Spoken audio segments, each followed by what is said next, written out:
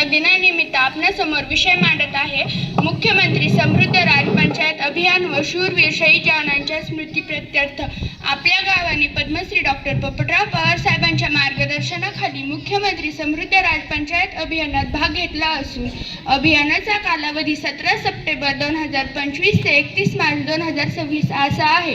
या अभियानाचे बक्षीस मिळवण्यासाठी आपल्या गावात जास्तीत जास्त सौर ऊर्जेचा वापर, पाण्याच्या स्रोताचे बळकटीकरण, वृक्षारोपण व वृक्ष संवर्धन इत्यादी कामे करायची आहेत। तसेच गावातील अंगणवाड्या व शाळांचा दर्जा उंचवायचा आहे।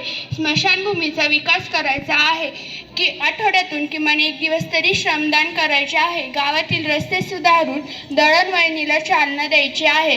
ग्रामपंचायतीतील घरपट्टी व पाणीपट्टी 80% जास्त वसूल करणे, पात्र लाभार्थ्यांना आयुष्यमान भारत कार्ड मिळवून देणे, दिव्यांगांना ओळखपत्र देणे असे कामे करून आपल्याला या अभियानाचे बक्षीस मिळवायचे आहे।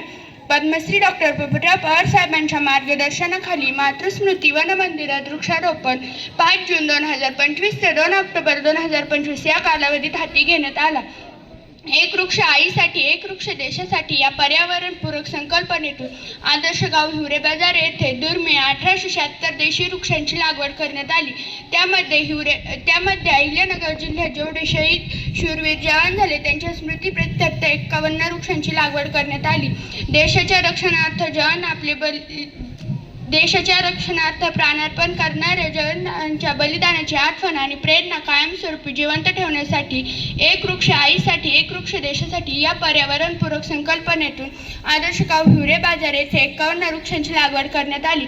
हे पाहून चित्तरंजन रे म्हणाले, हिवरे बाजार केवळ प्रेरणादायी कथा नाही तर आपल्या सर्वांसाठी शिक्षणाचा अनुभव आहे।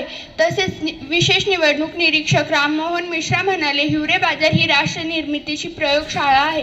यावेळी ब्रिगेडियर डिझोजा